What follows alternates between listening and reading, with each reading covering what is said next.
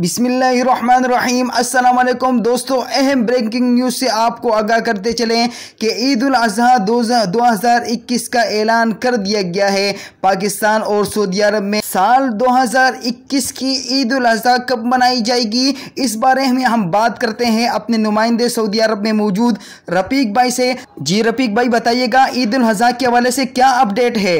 दोस्तों, जहां पे आप लोगों को अहम और ताज़ा तरीन ब्रेकिंग न्यूज़ से आगाह करते चलें कि ईद उल अज़हा 2021 की तारीख का ऐलान कर दिया गया है।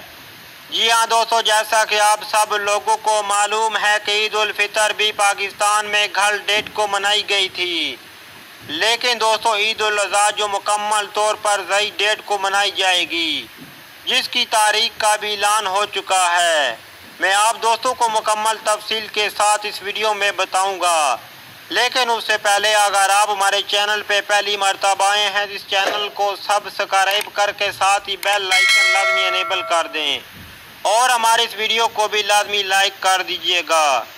जी हाँ दोस्तों, जैसा कि आप सब लोगों को मालूम है कि पिछले चंद सालों से पाकिस्तान, सऊदी अरब और दुबई एक साथ ईद मनाते आ रहे हैं, लेकिन दोस्तों जहां पे अहम और ताज़ा तरीन ब्रेकिंग न्यूज़ खबर ये है कि पाकिस्तान, सऊदी अरब और दुबई एक साथ ईद उल अज़हा मनाएंगे।